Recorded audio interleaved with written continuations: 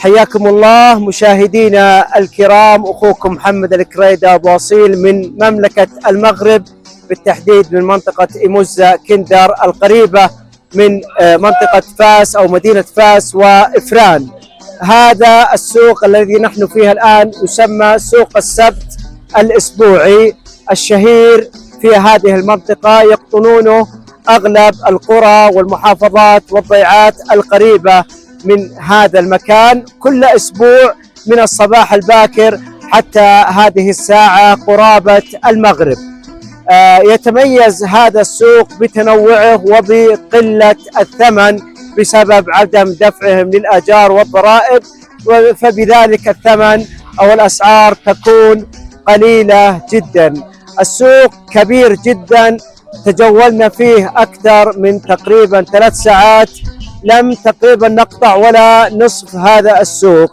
السوق متميز جدا بتنوعه من الفواكه والخضار، كذلك من الملبوسات التقليدية سواء المغربية أو الأوروبية الشهيرة. فتجد مثلا الجزمة الله أكرمكم الله سعرها مثلا في أوروبا تصل إلى 200 يورو وتأخذها من هنا ب20 أو 30 يورو، شبه جديدة مستعملة ولكن شبه جديدة. كذلك يتميز بالعدد، عدد السيارات، العدد اليدوية، الملبوسات التقليدية، الأواني المنزلية.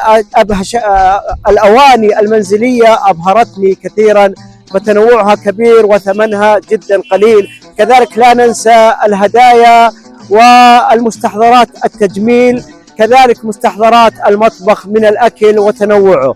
فأنصح بزيارة هذا السوق الذي لم أستطع أن أصور ولا نصفه بهذا التقرير، متواجد على مدار العام كل سبت، ويسمى بسوق السبت الأسبوع. اليوم 25 من رمضان من العام 1447.